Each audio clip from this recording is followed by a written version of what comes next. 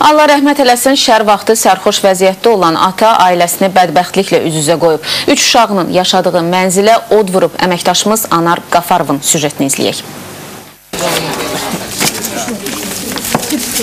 Şər vaxtı paytaxtın Səbail rayonu Arif İsmailov küçəsində yanğın hadisəsi baş verib. Hadisə zamanı 3 uşaq atası 48 yaşlı Sədi Rəhimov evdə tək olarkən qəsdən yaşadığı mənzili yandıraraq oradan uzaqlaşıb. Alovu görən qonşular dərhal Fövqəladə Hallar Nazirliyinə xəbər verib. Əraziyə cəlb olunan yanğın söndürmə briqadası qısa vaxt ərzində ümumi sahəsi 120 kvadrat metr olan evdə alovun qayçısını alıb. Ətraf tikililər də yanğından mühafizə olunub. Evin yanmasından xəbər tutan Sədi Rəhimovun ailə üzvləri də hadisə yerinə gəlib. Arağın üstündə məni döyüb küçəyə salıb. Oğlumu da, qızımı da, özümü də.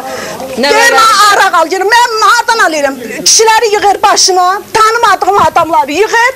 Kişilər gedəndən sonra başlayır məni uşağımı döyməyə. Hə, özü yandırıb çıxıb evə. Qapıyı zaten qaçıb. İçkili vəziyyətdə qaçıb.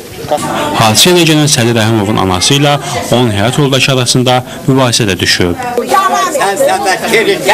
Bağırma, heç bağırmayla. İndi heç də içib dalaşıb, ağı qırılıb, ona da belə baxan olmuyor, o da yandırıb. Faktla bağlı Səbail rayon polis idarəsi və Fövqəladə Hallar Nazirliyinin əməkdaşları tərəfindən araşdırma apardılar. Yanğının qəsdən və ya ehtiyatsızlıq səbəbindən baş verməsi isə bu araşdırmalardan sonra məlum olacaq.